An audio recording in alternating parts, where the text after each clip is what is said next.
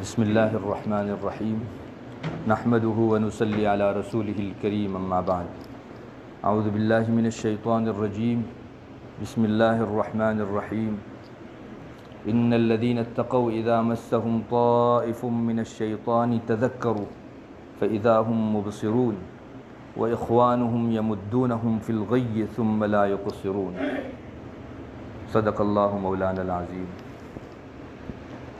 میرے بھائیوں، دوستوں، بزرگوں،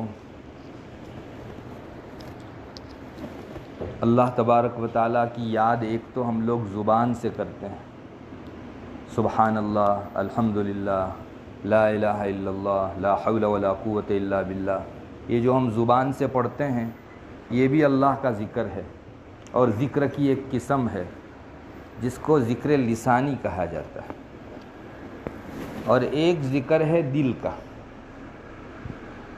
ہمارے دل میں ہر وقت یہ خیال رہے کہ میرا رب ہے، مجھ کو دیکھ رہا ہے، میرے اچھے اور برے اعمال پر اس کی نظر ہے۔ یہ جو دل میں ایک خاص قسم کا خیال رہتا ہے، استحضار رہتا ہے، اس کو ذکر قلبی کہا جاتا ہے، یہ دل کا ذکر ہے۔ دونوں ذکر مطلوب ہے، ہم زبان سے بھی اللہ اللہ کریں اور ہمارے دل میں بھی اللہ کی یاد رہے۔ دونوں چیزیں اللہ تعالیٰ کے یہاں پسندیدہ ہیں اور چاہی گئی۔ بعض روایتوں میں آتا ہے، جیسے علامہ سیوطی رحمۃ اللہ علیہ نے ابو یعلیٰ کے حوالے سے ایک روایت بیان کی ہے، جس کا خلاصہ ہے کہ اللہ تعالیٰ کل قیامت کے دن ایک بندے کو بلائیں گے، اور اس کے ساتھ جو اس کے اعمال نامہ لکھنے والے فرشتے ہیں ان کو بھی بلائیں گے، اور فرمائیں گے کہ میرے بندے کے جتنے اعمال ہیں لاؤ، پیش کرو۔ تو فرشتے جو کچھ بھی انہوں نے لکھا ہوگا، اس بندے نے کیا ہوگا، ساری نیکیاں پیش کر دیں گے۔ اللہ تعالیٰ پوچھیں گے کہ اس کے علاوہ بندے کی کوئی اور نیکی باقی تو نہیں ہے؟ فرشتے کہیں گے کہ اللہ، ہم نے کوئی قصور نہیں کیا، جو اس نے نیکیاں کی سب لکھی اور آپ کے سامنے پیش کر دی۔ اللہ تعالیٰ فرمائیں گے کہ اس کی ایک نیکی میرے پاس ہے جس کو تم لوگ بھی نہیں جان سکتے، اور وہ ہے اس کا دل سے مجھے یاد کرنا۔ چنانچہ اللہ تعالیٰ اس کا الگ سے اجر عطا فرمائیں گے۔ سچی بات یہی ہے کہ ہمارے دل کی جو غیب کی چیزیں ہیں، خیالات ہیں، استحضار ہے، اس پر فرشتوں کو بھی واقفیت نہیں ہے۔ علیم بذات الصدور، ذات ایک ہی ہے، دلوں کی بات کو جاننے والی ذات فقط اور فقط ایک، رسول بھی نہیں جان سکتے، فرشتوں کو بھی نہیں معلوم، ایک ہی ذات کو معلوم ہے میرے دل میں کیا خیال چلتے ہیں۔ تو اللہ تعالیٰ فرشتوں سے فرمائیں گے کہ تمہیں اس نیکی کا کیا پتہ جو اس نے دل سے میری یاد کی تھی، میں اس کو اس کا اجر دوں گا، آج کسی پر کوئی ظلم نہیں ہوگا۔ فَمَن يَعْمَلْ مِثْقَالَ ذَرَّةٍ خَيْرًا يَرَهُ، جو بھی خیر ہے اس کو اس کا اجر ملے گا۔ بلکہ بعض روایتوں میں تو آتا ہے کہ زبان سے جو ذکر کیا جاتا ہے اس کے مقابلے میں دل سے جو اللہ کی یاد ہوتی ہے وہ 70 گنا زیادہ اجر و ثواب رکھتی ہے، 70 گنا زیادہ اس میں اجر و ثواب ہے۔ بعض علماء نے تو یہاں تک فرمایا کہ یہ جو ہم سے زبانی اللہ اللہ کروایا جاتا ہے، زبان سے جو ہم لوگ ذکر کرتے ہیں، اس کا مقصد بھی دل کی یاد ہے۔ دونوں چیزیں مطلوب ہیں، ایسا نہیں کہ دل میں یاد آ گئی تو زبان سے اللہ اللہ چھوڑ دو، یہ ایک الگ چیز ہے، یہ بھی عبادت ہے، مگر اس کا اصل مقصد دل کے اندر اللہ تبارک و تعالیٰ کی یاد کا آنا۔ قرآن کریم میں باری تعالیٰ فرماتے ہیں وَأَقِمِ الصَّلَاةَ لِذِكْرِي، اس کا ایک مطلب یہ بھی ذکر کیا گیا ہے کہ نماز قائم کرو تاکہ اس کے نتیجے میں تمہارے دلوں میں میری یاد آ جائے۔ یہ جو ہم نماز پڑھتے ہیں وہ مقصود ہے، سجدہ بھی مقصد ہے، رکوع بھی مقصد ہے، قیام و قعود بھی مقصد ہے، لیکن اس کا ثمرہ، اس کا نتیجہ، اس کا فائدہ یہ ہے کہ ہمارے دل میں اللہ کی یاد تازہ ہو جائے۔ دونوں چیزیں اپنی اپنی جگہ. ہم کو روزانہ نماز بھی پڑھنی ہے اور دل میں اور حالات کے اندر اللہ کو یاد بھی رکھنا. یہ اہل تبلیغ کے یہاں ایک جملہ بہت حکمت والا ہے. وہ بیان کرتے ہیں ہماری پوری زندگی صفت صلاۃ پر آ جانی چاہیے. یوں کہنے کو چھوٹا سا جملہ ہے لیکن بہت پر حکمت جملہ ہے. وہ یوں کہنا چاہتے ہیں کہ ہم لوگ صرف نماز میں مسلمان نہیں ہیں, نماز میں ذاکر نہیں ہیں, نماز سے باہر نکلو تو بھی دل کے اندر اللہ کا ذکر رہنا چاہیے. نماز ایک مختصر سے پیریڈ کے لیے ہے تاکہ ایک یاد آئے اور باہر بھی یہ یاد باقی اور تازہ رہے. یہ نماز کا مقصد ہے. تو نماز کا اصل مقصد یہی ہے کہ ہم لوگ اپنی زندگی کے ایک ایک شعبے میں, ایک ایک گوشے میں, ایک ایک حرکت کے اندر ہمارے رب کو دل سے یاد رکھیں. آپ نے دیکھا ہوگا بعض لوگ اپنے گھر کے اندر تختی لکھوا کر رکھتے ہیں, میں ہر دم اللہ کی نگاہ میں ہوں. ہمارے یہاں بعض جگہوں پر جو ہے ایسی تختی لکھوا کر لوگ رکھتے ہیں, میں ہر دم اللہ کی نگاہ میں ہوں. یہ اس کا منشا یہی ہے کہ آپ اللہ اللہ کر رہے ہوں یا نہ کر رہے ہو, ہر وقت یہ چیز تو دل میں رہنی چاہیے کہ مجھ کو میرا رب دیکھ رہا ہے. یہ ذکر قلبی ہے, اللہ کی یاد. اور یہ جس کو میسر ہو جاتی ہے دل سے اللہ تبارک و تعالیٰ کو یاد کرنا, پھر اس کے لیے گناہوں سے بچنا بہت آسان ہو جاتا ہے. چنانچہ قرآن کریم کے اندر میں نے جو ابھی شروع میں آیت کریمہ ذکر کی, اس میں اللہ تبارک و تعالیٰ یہی فرماتے ہیں ان الذین اتقوا اذا مسهم طائف من الشیطان تذکروا فاذا هم مبصرون. یہ لوگ, وہ لوگ جن کے دلوں میں اللہ کا ڈر ہے, اللہ کا تقوی ہے, شیطان کبھی ان کو چھیڑتا ہے. شیطان ہر ایک کو چھیڑتا ہے, ہر ایک میں وسوسہ ڈالتا ہے. اذا مسهم طائف من الشیطان, شیطان کبھی ان کی چھیڑخانی کرتا ہے تو تھوڑی دیر کے لیے وہ غافل رہتے ہیں لیکن تذکروا, فوراً الرٹ ہو جاتے ہیں. فاذا هم مبصرون, اور اگلا راستہ ان کے سامنے بالکل واضح ہو جاتا ہے. کبھی شیطان اپنے وسوسے سے تھوڑا راستہ دھندلا کر دیتا ہے تو آدمی ادھر کے بجائے تھوڑا ادھر جانے لگتا ہے, لیکن دل میں چونکہ اللہ کی یاد تھی, یہی تذکروا, دل سے بیدار ہو جاتا ہے, بیدار مغزی اس کو میسر ہو جاتی ہے. یہ آدمی الرٹ ہو جاتا ہے اور اگلا راستہ جو تھوڑی دیر کے لیے دھندلا ہو گیا تھا اب پھر سے واضح ہو جاتا ہے. وَإِخْوَانُهُمْ يَمُدُّونَهُمْ فِي الْغَيِّ ثُمَّ لَا, اور دوسرے اس کے جو شیطانی بھائی ہیں وہ برائی کی طرف کھینچنے میں کوئی قصور نہیں کرتے, پوری طاقت لگا دیتے ہیں, پورا زور لگا دیتے ہیں, لیکن چونکہ ان کے دل میں اللہ کی یاد تھی اس لیے جو ہی گناہ ہوا فوراً یہ الرٹ ہو گئے اور اپنے سیدھے راستے کے اوپر آ گئے. شریعت کا راستہ بہت صاف ہے. رسول اللہ صلی اللہ علیہ وسلم نے اپنے ایک ارشاد میں فرمایا ترکتکم علی مثل البیضاء لیلها ونہارها سواء, میں نے تم کو بالکل واضح روشن راستے کے اوپر چھوڑا ہے جس میں رات اور دن دونوں برابر ہے. شریعت کا جو راستہ ہے وہ ایسا ہے جس میں روشنی ہی روشنی ہے, اندھیری کہیں دیکھنے کو نہیں ملے گی. ہمارا یہ جو راستہ ہے اس میں دن میں اور رات میں الگ الگ ہو جاتا ہے. اس راستے پر کوئی پین گر گئی ہو تو ہم دن میں تو تلاش کر سکتے ہیں, لیکن اندھیری چھا گئی رات میں تو یہ پین رات کو نظر نہیں آئے گی. آپ کو ٹارچ یا کوئی چیز کا سہارا لینا پڑے گا. شریعت کا راستہ ایسا ہے کہ اس میں سچائی دن کو جیسے دکھتی ہے رات کو بھی ویسے ہی دکھتی ہے. روشن راستہ ہے, اس میں اندھیری کا نام و نشان نہیں ہے, لیکن شیطان کبھی چھیڑخانی کر دیتا ہے اور وسوسے کی وجہ سے یہ فضا دھندلی ہو جاتی ہے, کچھ کم دکھنے لگتا ہے. اسی کو قرآن کریم اس آیت کریمہ میں ذکر کرتا ہے کہ ان الذین اتقوا اذا مسهم طائف من الشیطان تذکروا. ذکر کرو گے تو تذکر آئے گا, زبان سے آپ اللہ کا ذکر کرو گے تو دل کے اندر ایک بیدار مغزی آئے گی, الرٹ پنا آئے گا جو تم کو کام دے گا گناہوں سے رک جانے کے اندر. تو یہ بہت اہم ترین چیز ہے کہ ہم لوگ ہمارے دل سے ہمیشہ اللہ تبارک و تعالیٰ کو یاد رکھنے والے بنیں. اسی کو نفس لوامہ کہا جاتا ہے. آپ کو معلوم ہونا چاہیے کہ ہر انسان کے پاس نفس ہے, اس کا ایک جی ہے, ایک من ہے, اندر ایک نفس ہے انسان کا. اس کی 3 قسمیں کی گئی ہیں. ایک قسم ہے نفس امارہ, نفس امارہ کا مطلب نفس پر محنت نہ کی گئی ہو تو ہمیشہ وہ برائی ہی کا حکم کرتا ہے۔ حضرت یوسف علیہ نبینا علیہ الصلاۃ والسلام پر بلیم کیا تھا زلیخا نے کہ انہوں نے میری چھیڑخانی کرنے کا ارادہ کیا۔ پھر بڑا لمبا قصہ ہے اور آخر میں حضرت یوسف علیہ الصلاۃ والسلام کو کلین چٹ ملی اللہ تعالیٰ کی طرف سے۔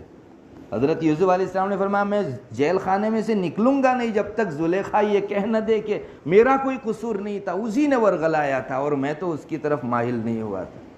انا راودته عن نفسه وانه لمن الصادقین ذلك ليعلم انی لم اخنه بالغیب وان اللہ لا يهدی کید الخائنین۔ میں صاف ہوں، میرے دل کے اندر زلیخا کی طرف کوئی خاص چیز نہیں تھی، بس اتنی کلین چٹ ملنے کے بعد حضرت یوسف علیہ السلام فرماتے ہیں وما ابرئ نفسی، پھر بھی میں اپنے نفس کو گناہوں سے بری نہیں سمجھتا۔ ان النفس لامارۃ بالسوء الا ما رحم ربی، ہر نفس جو ہے وہ گناہ کی طرف زیادہ لے جاتا ہے اور ہمیشہ حکم کرتا ہے کہ گناہ کرو۔ دیکھو اللہ تبارک و تعالیٰ نے نفس کا بیان جہاں قرآن کریم میں ذکر کیا تو وہاں یہ فرمایا کہ نفس کو دونوں چیزیں بتائی، سیدھا راستہ بھی اور برا راستہ بھی۔ اب نفس کو جس پر چلنا ہے چلے، یہی امتحان ہے۔ اس میں سب سے پہلے ذکر کیا برے راستے کو، وَنَفْسٍ وَمَا سَوَّاهَا فَأَلْهَمَهَا فُجُورَهَا وَتَقْوَاهَا۔ اگر نفس پر محنت نہیں کریں گے تو یہ ہمیشہ الٹا ہی چلے گا، محنت کر کے پھر آپ اس کو سیدھے راستے کے اوپر لائیں گے۔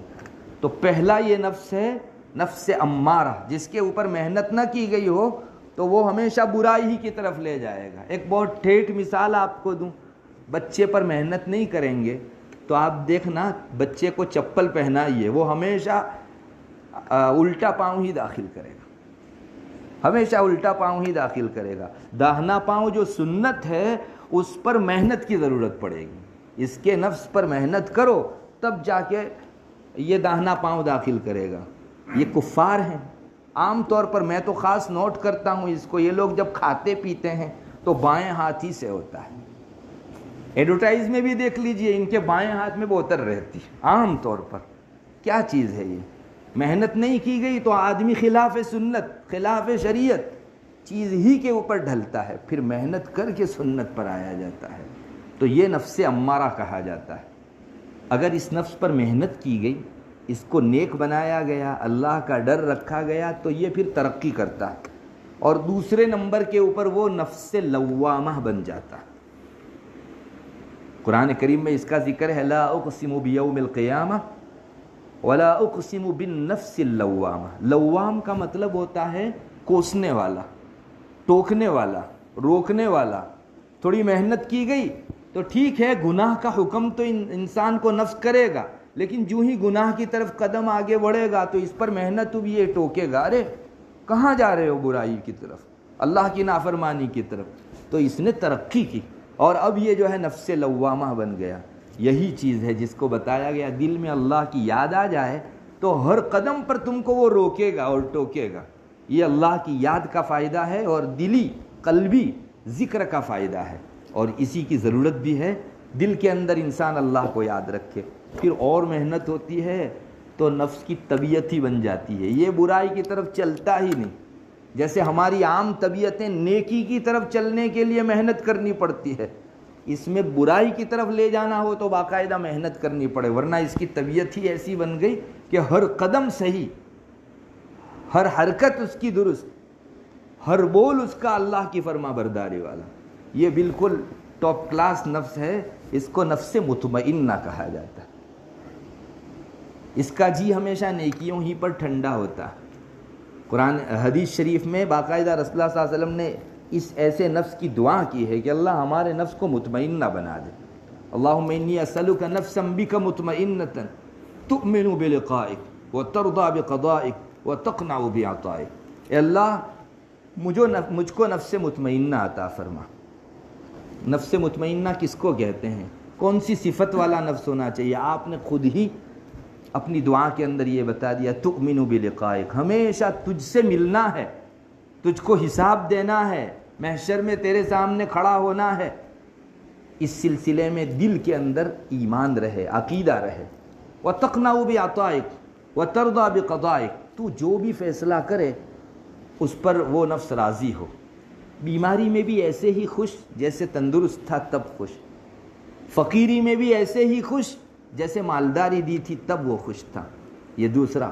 اور تقنع بعطائک، تو جو دے اس میں ٹھنڈا رہے، اتنا دیا تو بھی میں خوش اور اتنا آیا تو بھی خوش. قناعت جس کو کہا جاتا ہے، یہ نفس مطمئنہ کی صفت ہوتی ہے. اللہ کے نیک بندوں کو یہ چیز حاصل ہوتی ہے. وہ جیتے جی فرشتوں کی شبیہ رہتے ہیں، فرشتوں کی مثال رہتے ہیں. ہم لوگ انسان ہیں، لیکن انسان ترقی کرتا ہے تو فرشتے معصوم ہیں، ویسے یہ حضرات جو ہے گناہوں سے بچنے والے ہوا کرتے ہیں. یہ سب سے اعلیٰ ترین نفس مطمئنہ ہے. یہاں تک پہنچنے کی کوشش کرنی چاہیے. بہرحال ذکر قلبی اس کو ہم لوگ اپنائیں ہر دم. کہیں انسان تھوڑا غفلت میں آ جائے یاد کر لے، اور بہتر ہوگا ایک آدھ پرچی رکھ لو اپنے پاس جس میں یہ لکھ لو کہ میں اللہ کے سامنے ہوں، اللہ کی نگاہ میں ہوں. تھوڑی تھوڑی دیر میں نکال کر دیکھ لیا. لوگوں نے ایسے بھی محنت کی ہے کہ آج تو موبائل آ گیا ہے، مجھے لگتا ہے اگر اس میں کوئی اس طرح کا الارم رکھا جائے جس میں وہ یہ بول رہا ہو تو موبائل کا صحیح فائدہ ہو جائے گا. بار بار وہ یاد دلائے کہ اللہ دیکھ رہا ہے، میں اللہ کے سامنے ہوں، تو انشاءاللہ اس سے نفس ترقی کرتا ہے اور اوپر سے اوپر جا کر نفس مطمئنہ بن جاتا ہے. پھر اگر لوگوں کے نفس مطمئنہ بن جائے تو یہ پولیس سیکیورٹی کی ضرورت نہیں ہے. سی سی ٹی وی کیمرے پانی بھریں گے اس کے سامنے، کیا ضرورت ہے؟ یہ ہمیشہ جلوت و خلوت میں اپنے رب سے ڈرتا ہے. پولیس ہو تو کیا اور نہ ہو تو کیا. اسی لیے مسلمانوں کے جو اسلامی سلطنت کے ایریے ہوتے ہیں ان میں کرائم کم ہوتے ہیں. باقاعدہ ہر سال شرح نکالی جاتی ہے، ریشیو نکالا جاتا ہے کون سے ملک میں کتنے کرائم ہوئے. آپ دیکھ لیجئے جن جگہوں کے اوپر اسلامی سلطنتیں ہیں، جہاں اللہ رسول صلی اللہ علیہ وسلم کی تعلیمات کا غلغلہ ہے اور جہاں اللہ کا ڈر ہے، ان جگہوں کے اوپر کرائم کم ہے. کیوں؟ اس لیے کہ اسے پولیس سے کیوں ڈر؟ پولیس نہیں بھی ہوگا تو وہ ذات تو دیکھ رہی ہے جس کے سامنے مجھے حساب دینا ہے. تو یہ چیز اگر دنیا کے اندر عام ہو جائے تو کرائم بھی گھٹ جائے. پھر یہ آدمی کسی سی سی ٹی وی کیمرے کا محتاج نہیں ہوگا. سی سی ٹی وی کیمرہ ہے، جب تک وہ ہے تب تک ڈر ہے. دیکھ لیجئے جن کمپنیوں کے اندر بجلی جس دن گل اس دن کام آدھا ہو جاتا ہے، کیونکہ اسی کے ڈر سے کام کرتے ہیں. یہ ختم تو کام بھی آدھا ہو جاتا ہے. آدمی اس کے ڈر سے کام کرتا ہے. اس کے بجائے اسلام نے کوشش کی کہ دل میں اللہ کا ڈر بھر دو. انشاءاللہ کسی چیز کی ضرورت، نہ فوج کی ضرورت، نہ سپاہیوں کی ضرورت، نہ ان آلات اور اسباب کی ضرورت. انشاءاللہ ایک بہترین معاشرہ تشکیل پائے گا اگر دل سے ہم لوگ اللہ کی یاد رکھتے ہو جائیں. تو یہ بھی ایک چیز ہے، اس کو بھی پانے کی کوشش کرنی چاہیے، دلی ذکر. اور وہ بہت آسان ہے، کوئی صوفیہ اور اللہ کے اولیاء ہی کو ملے ایسا نہیں ہے. میں اللہ کے سامنے ہوں، اللہ مجھے دیکھ رہا ہے، یہ دل کے اندر ہمیشہ استحضار رہے، اس کو ذکر قلبی کہا جاتا ہے. اللہ تبارک و تعالی ہمیں اصل مقصد کے اندر آگے بڑھائے اور ہر قسم کا ذکر عطا فرماوے. وآخر دعوانا الحمدللہ. دعا کر لیجیے. بسم اللہ الرحمن الرحیم. اللہم انت السلام ومنک السلام تبارک یا ذا الجلال والاکرام. اللہم صل علی محمد النبی الامی وعلی آلہ وسلم تسلیما. اللہم ربنا لا تزغ قلوبنا بعد اذ ہدیتنا وہب لنا من لدنک رحمہ انک انت الوہاب. اللہم ربنا اغفر لنا ولاخواننا الذین سبقونا بالایمان ولا تجعل فی قلوبنا غلا للذین آمنوا ربنا انک رؤوف رحیم. اللہم انا نسألک علما نافعا وعملا متقبلا ورزقا واسعا حلالا طیبا وقلبا خاشعا ولسانا ذاکرا وتوبة نصوحا وشفاء من کل داء. اے اللہ ہمارے گناہوں کو معاف فرما، چھوٹے بڑے ہر قسم کے گناہوں کو معاف فرما. اے اللہ ہم نے بہت گناہ کیے، کہ اللہ ہم تجھے بھولے ہوئے رہے، مقصد کے بھولے ہوئے لوگوں میں سے ہم لوگ شمار ہوتے رہے. اللہ ہمارے ہر قسم کے گناہوں کو معاف فرما. آئندہ با مقصد زندگی گزارنے کی توفیق عطا فرما. اللہ آخرت میں جواب دہی کا احساس عطا فرما. محشر میں کھڑے ہونے کا استحضار نصیب فرما. تیری ذات عالی ہمیشہ اندھیرے میں اور روشنی میں، خلوت میں جلوت میں ہر جگہ نظر رکھ رہی ہے، اس کا استحضار ہمارے قلوب پر عطا فرما. ذکر لسانی ذکر قلبی ہر ایک سے بڑا حصہ نصیب فرما. ہماری دنیا اور آخرت دونوں کو سدھار دے. اے اللہ آخرت کے لیے جینے کی توفیق عطا فرما، اے اللہ مادیت اور دنیا پرستی کے اندر ہم لوگ مشغول ہو کر آخرت کو بھول جائیں، اس سے ہماری پوری حفاظت فرما۔ اللہ ہماری بہت ساری اور بھی خواہشیں ہیں، اللہ یہاں جتنے حضرات ہیں سب کے دلوں کی جائز تمنائیں اور نیک مرادیں پوری فرما۔ اللہ ہمارے بیماروں کو شفا نصیب فرما، مقروضوں کے قرض کی ادائیگی کی غیب سے شکلیں پیدا فرما، مسلمان دنیا کے کسی کونے میں جس پریشانی میں مبتلا ہو اس کی اس پریشانی کو دور فرما۔